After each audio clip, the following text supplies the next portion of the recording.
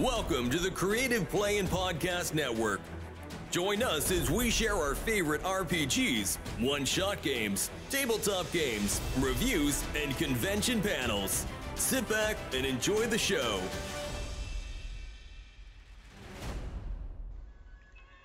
Hi, this is Kelly, aka Trixie from Ragnarok and Roll, a Scion to Ragnarok story, and Tilda Wimblewick from D&D Journey of the 5th Edition.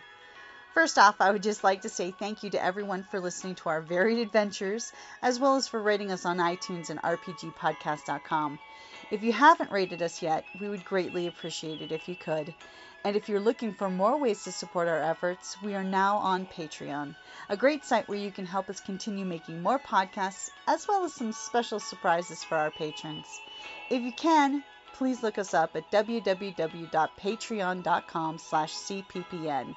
Every little bit helps. And again, thank you for listening. Hey guys, Jim here. And Kelly.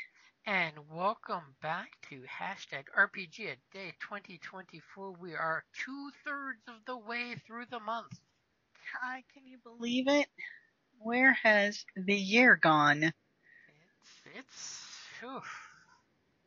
I know, we got September coming up right around the corner for Tucson Comic-Con too.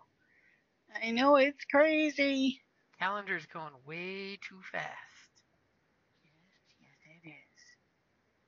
So we may have to do this one quick because I'm hearing thunder and wind outside. So before we lose our internet connection.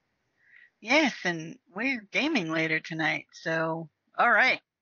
Let's hope the Spies, Lies, and Blaster Bolts crew don't have any issues due to Imperial propaganda.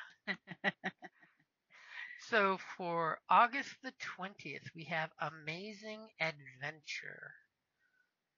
And I'm gonna go to the angle of published adventure. So I don't know which direction you're gonna take. Your choice.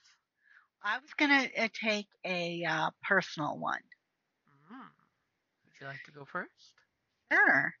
Back when we were doing Scion, before we started recording everything, I had a Scion of Freya, Val, and we had an adventure in Vegas. I'm sure you recall this. I recall that and the shenanigans that happened. Oh yeah. Well, suffice it to say, okay, of course, my divine parent, being the goddess Freya, was known for apparently, like, I didn't know this, but she had a cloak. And so while we were in Vegas, we were summoned there by our various parental units for an adventure, and at one point we ran into a woman who couldn't remember her name, who couldn't remember anything, and we helped her. And she seemed familiar, but she wasn't, Turns out it was my mom. And I had gotten hold of her. It was Raven Cloak. And I put it on. I actually, I remember because the character decided to wear it as, Val was a bit, shall we say, risque. And her nature was libertine. So she wore it almost, she kind of rolled it up because it was made of all these feathers. So, and wore it kind of like a bolero. Like a little short little jacket kind of cover up. But, I thought it was just really cool looking. I didn't know that it, let's just say, had some extra special skills. When we were in this hotel and we were trying to find the bad scions and, the ones working for Titan Spawn and, the regular, path that we normally take. Uh-huh. Well, there was a nurse. I'm sorry, not a nurse. There was a maid in the hotel. And so for some reason, we wanted to test out a new power that I had gotten, because we leveled up. And so I did assess health on them. Uh-huh. Well, apparently I could tell the poor thing had undiagnosed cancer, and I was about to tell her to, you should see a doctor.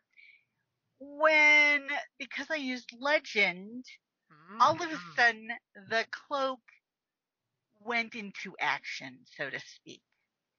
And when I say went into action, I mean suddenly turned me in from a hero level to God level. Turns out I basically, by activating this cloak, took the powers of my mother. Mm-hmm. So she was just a straight up normie human currently with amnesia.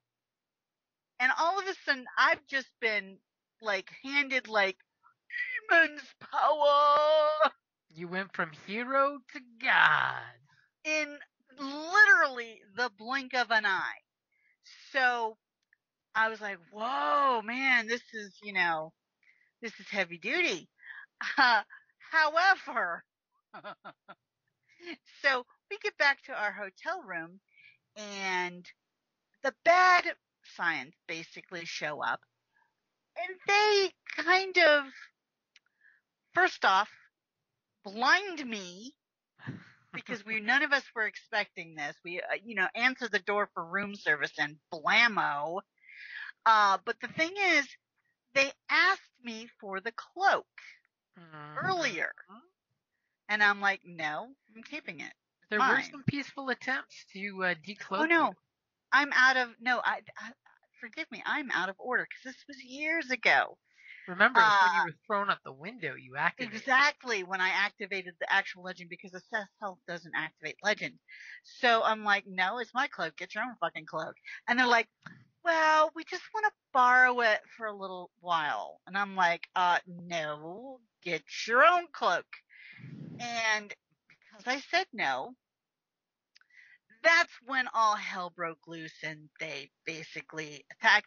First off, they blind me and they rush into the room. All of a sudden, grand melee going on in our hotel room.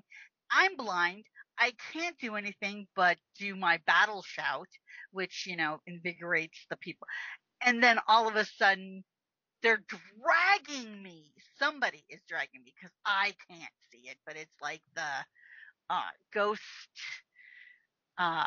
tattoo zombie guys, the shadow things that the guy summons from his tattoos. His shinobi. Yes, his shinobi.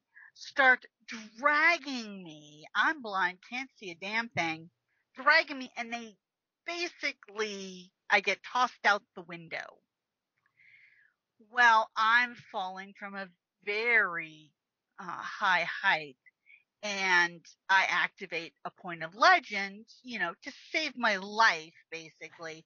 And bam, it was when I was falling that immense godlike power, and I just go crazy. Let's just say, I was a little angry. Okay, I was a whole hell of a lot angry. And I had just been dumped massive amounts of power. My friends had been hurt. I pretty much, I killed the guy who dragged me out the window. I found him, located him in a parking garage, killed the guy, stole his blades because they were relics, and I didn't want them to fall into the hands of somebody, bad. And then I hunted down the bitch that basically blinded me, and let's just say I ended her. I painted the town red with their blood. And then because, yeah, no, you I was going to say, and don't forget, you incinerated the corpses so they couldn't be resurrected. Correct. I totally went vengeful God on all of them. Well, no, I let a number of them live, the ones that didn't actually harm me directly. You know, the other people in the party. The scion of Ares who shot your teammates, you had no problem letting go. Well, let's just say I wasn't with my teammates at this point in time. After I went all godlike, I was, you know, on a mission, so to speak. And after I cut down the guy with the shadow monsters, I killed okay, I can't remember the name. He was the scion of a Japanese god. And then I cut down the scion of Isis. She was, of course, now they aren't actually tapped by their divine parents. They are working for the Titans. Well, no, they were tapped by their parents, but they turned evil. Yes. So, needless to say, after that, I embraced my libertine nature, which her vices were basically sex and alcohol, not drugs. She was very firm that no drugs, just sex and alcohol. Of course, to be fair, after she was tapped, alcohol didn't really affect her the same way. You know, her endurance was like through the roof or something. So she didn't really get drunk. It was just more, hey, relaxed kind of thing. But she was very into creative expression. She was a dancer, yet she also had, you know, but so then she goes out and parties hard. I think at like one of those rooftop nightclubs in Vegas. You took it over and empowered it. Took over the whole thing. I wound up attracting all sorts of supernatural creatures, like satyrs and nymphs or something. But yeah, this was some time ago. You definitely attracted the local satyr population to party with you. So when my friends finally showed up going, what the hell happened? You know, I'm pretty much footloose and fancy free, I guess you could say, on a divine level, because if she had become an actual god, I mean, as you progress in power levels, that would have been the goddess of revelry. So she was being the goddess of revelry. All that power, and what does she do? She throws the biggest party in Vegas ever. Epic party. Well, needless to say, the other gods, once we've worked out this whole, I took my mom's power? What? And we restored my mom's cloak to her and her power, and well, the other gods were none too happy with me. Apparently, it turns out, you know, when you're a god, you can't just go along killing scions of other gods. They kind of frown upon that. Now, that was unbeknownst to me. It's not like I had been prepared for godhood. I hadn't been told the rules, whatnot, heretofore. So they had a council, basically is what it is, with the relative gods involved. And basically decided to punish me. But they couldn't kill me because, first of all, it's, you know, they're not supposed to kill the scions of other gods, even though apparently that would have been the crime. I was instead, you know, okay, she didn't know the rules. She was kind of like thrust into magnum power without consent, without knowledge, without, you know. So they decided to do a weregilt. And I don't know if you're familiar with the weregilt, but basically it's like I owed them big time. So I basically had to pay reparations, which totally makes sense. I mean, it really does. Now, since one was the god of death, wasn't he a god of, no, was He he a was the god of god death? of life, the He was Japanese the god god of of life. life and sun. I was prohibited for killing anyone for a year, which of course I was one of the hitty hitties. And I love how you kept trying to cut that hair of what constitutes No, killing. no. I was like, how can I, it's more like, how can I help my team without breaking the weregilt? So I had to become creative, which I did, for certain things. Beautifully Long as so. I didn't kill them, that didn't mean I couldn't immobile them or put them in a position to, help my teammates. So, and then the other one was the goddess Isis, and of course she too was a life god, so to speak, fertility and whatnot. I could not drink. Her joy was drinking. I wasn't allowed to drink or dance for a year, which was utterly devastating to my character because that was what she did. I mean, not only did she do it as a profession, she also took great joy in it. It was both those activities were, this would also seriously compromise how much I could get back from, my, oh God, I'm totally losing the word, not my fate, my points back, basically. The power. Yeah. Your So, willpower. yeah, my willpower. Thank you. For some reason, it just totally jumped out of my head.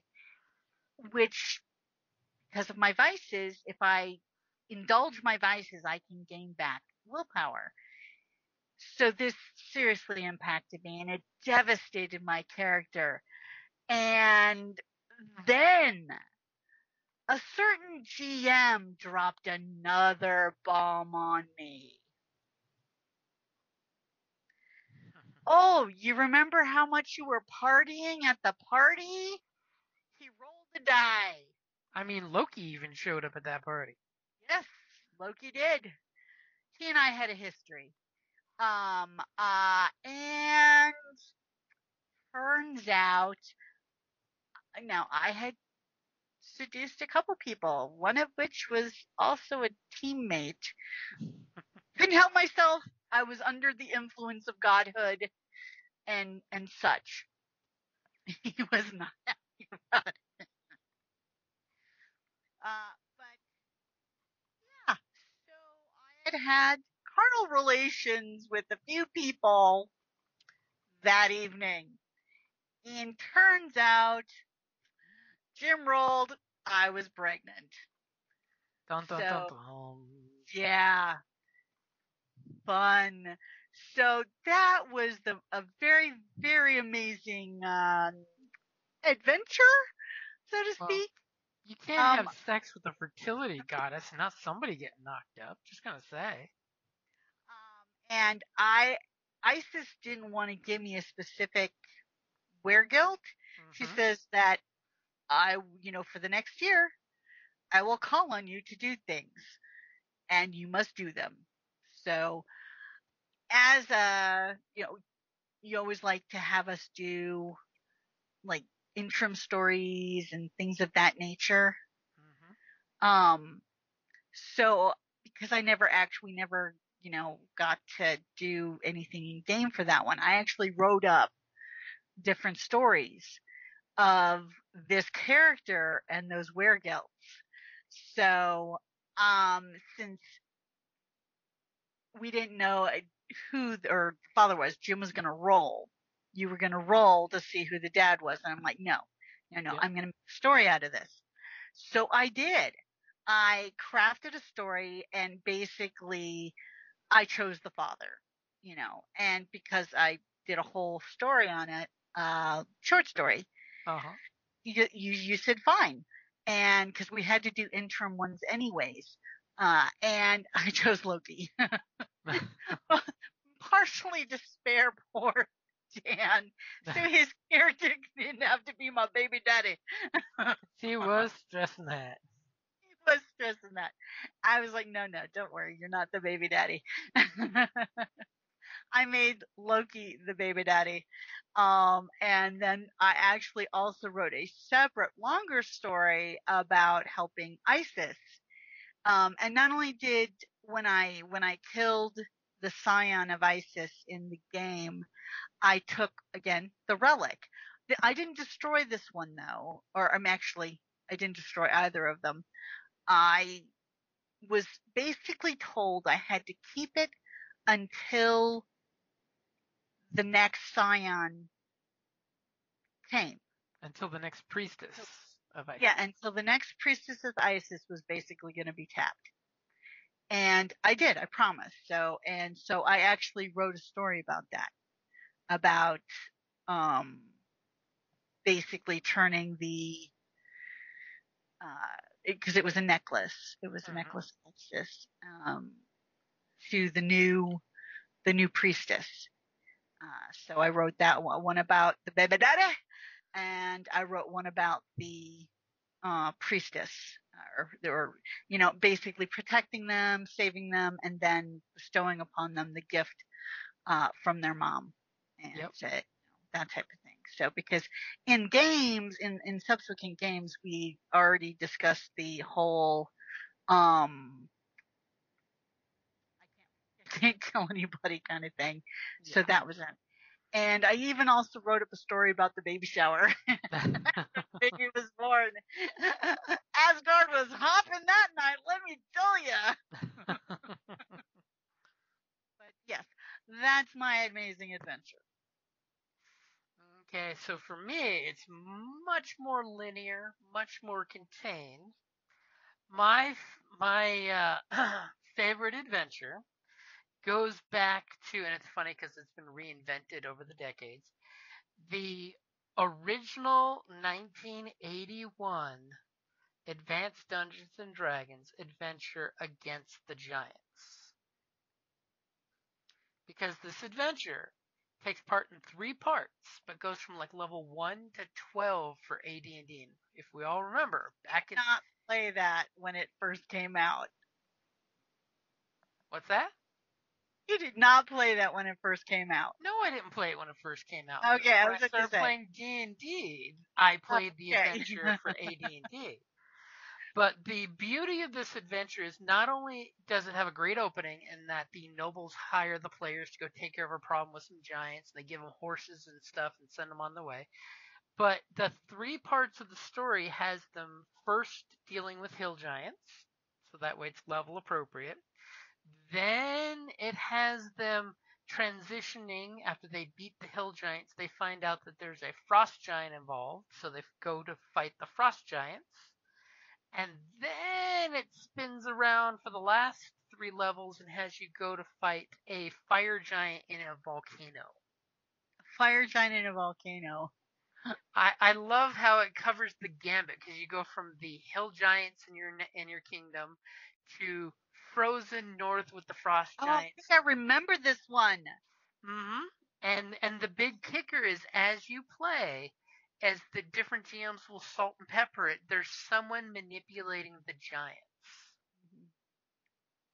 And the beauty is, it is the first adventure that ends up going to Underdark at the very, very end. Because if you play out G3, because it's module G1 through 3, but they came out all as one big adventure, you end up finding out that there's some drow involved manipulating all the giants. And then when you go into the Descent into the Depths of Earth modules, you actually get to go after the drow and the home of the drow. Of course, at that point, you're actually high enough level. You don't insta-die. Hopefully. But I just love how the different modules, there's a little bit of repeat as the old trope is dungeon to halls. You start in a dungeon to all of a sudden you're in the giants' homes.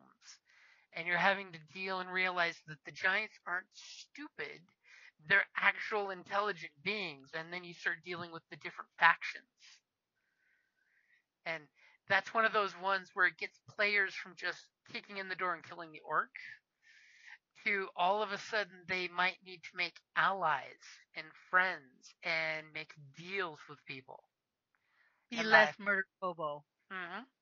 And the fact that, you actually can deal with, the chieftains of the different groups to actually negotiate. And it basically gave lots of options for your GM to throw options out for the players to, hey, you can murder hobo if you want, or you can negotiate. Yeah. And of course, the nice thing is just how the adventures springboard from one to the next.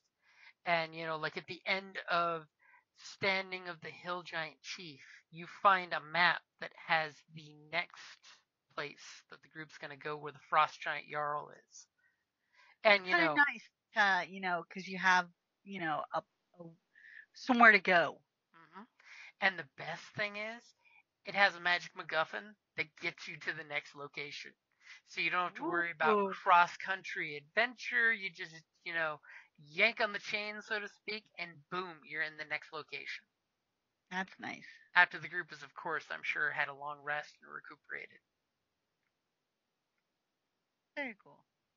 And depending on if you chop up the adventure and use it for different games, or if you play it level 1 to level 12, it has different options for introducing your player group. So if you just want to have your players fight some frost giants, it has a total intro for just that, or part 2 and go.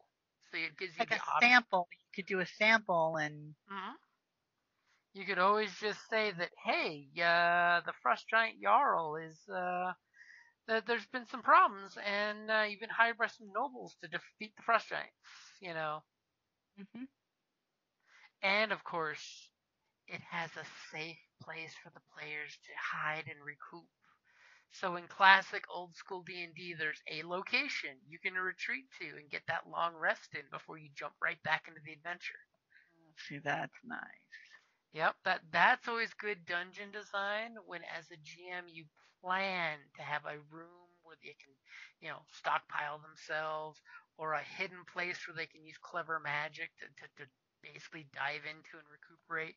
Because D&D is never meant to have like 9 attacks straight. You're supposed to fight, recuperate, get back to fighting, but don't let them get too many rests in. And if they don't make good choices, feel free to interrupt that rest. Make good choices. and I just love how, it's got different options so that you actually realize giant society is a very, very Norse giant-y feel to it. So that way you just get that maybe not all giants are bad, they're just annoyed by the small people. Because small people are annoying. Ankle biters. Ankle biters. And of course, later on in the halls of the Fire Giant King, you end up going into his dungeon, and it's full of traps. It's just ridiculous. It goes from, natural caverns to a treasure hoard guarded by a red dragon. Because of course. Yeah. And of course, you find out then that there's a drow fighter cleric that's been manipulating everybody. Dun dun dun. Beware Spoiler the alert. drow. What, too soon? Something like that. 1981. And believe it or not, in 1999, for the 25th anniversary of D&D, they re-released a copy of that, and I think there's a 5th edition bootleg copy floating around out there. See, I like that. A number of the have been doing like bootleg versions of giving nice little updates, and yeah, cool. But that's my pick because it's one of those D&D adventures that literally spans what it means to be a D&D adventure, because you're doing cross. It was one of the first ones where they really talked about outdoor fights and outdoor situations. Like Keep on the Borderlands was another great adventure where they came out with here's an adventure where you send your players out to reestablish this kingdom's outpost. And by the way, the Keep on the Borderlands is full of a bunch of bad people because it's a keep on the borderlands. Good people are back home in the middle of a kingdom. And go. And go. And go. It gives you that sandbox feel that the players can literally do whatever they want as long as your players are not overwhelmed by it. Because a lot of times, if you give somebody a sandbox, that's why I'm a fan of the narrow, wide, narrow storytelling, where the beginning is pretty linear. They get a big sandbox, and the end game is linear too, so that way when they figure out what they want to actually do, they can get back on track of the plot. Yeah, but that's nice too, because this way you can get them back on track and they don't feel railroaded. And we all know players in side quests, they can get lost for an awful long time. Side quests are fun. Escort quests, not so much. Escort quests, worst quest ever. But yeah, definitely check out Against the Giants. That is old school module G1, G2, and G3 by TSR. And technically it was set in Greyhawk, but it can be used in any fantasy setting. I mean, and it was a great storyline, because here you go, your adventures are together, the nobles say, here's some horses and gear, and go. Deal with the giant problem. How long we used to stare at the map of Greyhawk. That was so cool, especially when you're a kid, and back in the day, it was like, oh man, look at me. Playing your adventures around, the cool map. Yep. And it was huge when you were I mean, it was a massive map. I mean, I loved in one of the historical references for D&D how they talked about the gal that cut all of those maps, because they're all like vinyl that she actually had to cut to send to the printers. Ridiculous. Technology is a beautiful thing. Ridiculously awesome. Ridiculously awesome, but so thankful technology's gotten better. Yeah. Alrighty, guys. I think that covers our adventure into adventure. And we didn't even get like crazy rain yet. No, maybe it was just, all bluster and no substance. Hopefully it blows away before we start playing Star Wars in 30 minutes. Yep. Alrighty, guys. Thank you for listening, and you have a great evening. And if you're free on Twitch in half an hour or so, we'll be streaming Spies, Lies, and Blaster Bolts. And if you ever want to catch it on the reruns, it's on the YouTube channel. Thank you, guys, and thank you for listening. Bye. Thank you for listening to the Creative Play-In Podcast Network. If you enjoyed our show, please check out D&D Journey of the 5th Edition and Ragnarok Enroll a Scion Hero to Ragnarok Story. Also, check out our Patreon page for more content and behind-the-scenes things, as well as joining us for a one-shot game or two.